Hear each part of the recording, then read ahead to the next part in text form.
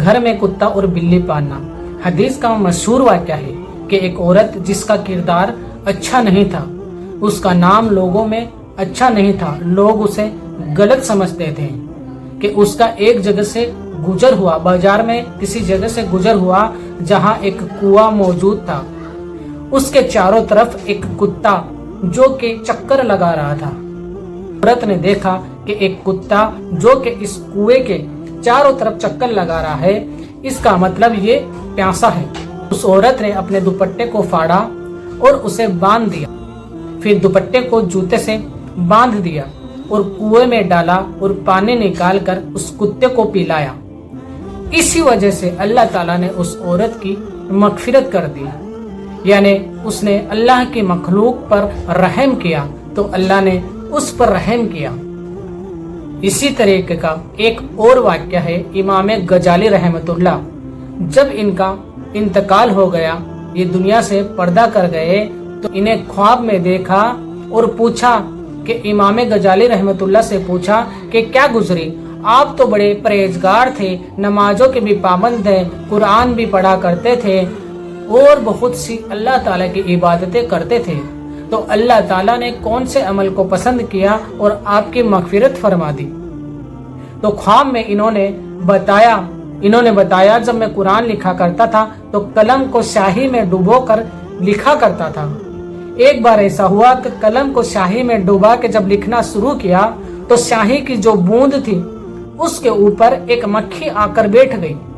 انہوں نے مکھی کو دیکھا کہ وہ پیاسی ہے، پیاس کی وجہ سے اس سیاہی کو پی رہی ہے، یعنی اس سیاہی سے اپنی پیاس بجھانا چاہ رہی ہے۔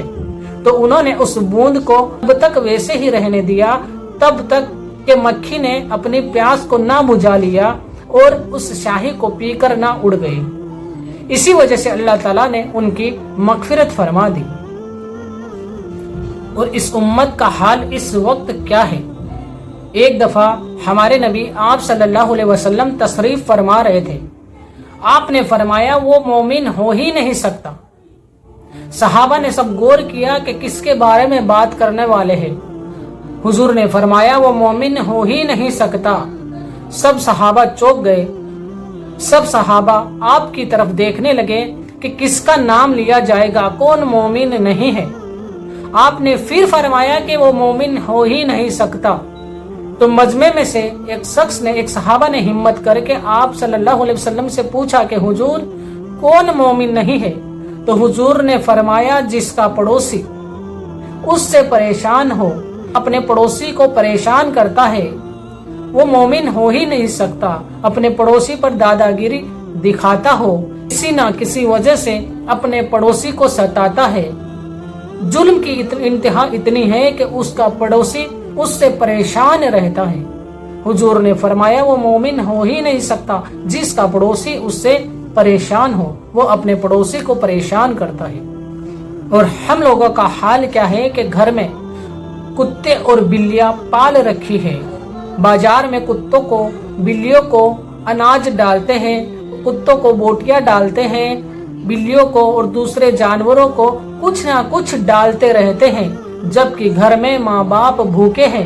اللہ کو ویسے لوگ بھی پسند نہیں جو ہر کسی جانور کا تو خیال رکھتے ہیں لیکن گھر کے ماں باپ بھوکے ہیں، اس کے بھائی بہن اس سے پریشان ہیں۔ ایسا عمل بھی اللہ کو پسند نہیں۔ صحیح ہے کہ جانوروں کا بھی خیال رکھنا چاہیے، اللہ کی ہر ایک مخلوق کا خیال رکھنا چاہیے، لیکن اپنے ماں باپ، اپنے بھائی بہن، اپنے سگے، اپنے پڑوسی، اپنے رشتہ داروں کا بھی خیال پہلے رکھیں، اس کے بعد جانوروں کا بھی، اللہ کی مخلوق کا بھی خیال رکھیں۔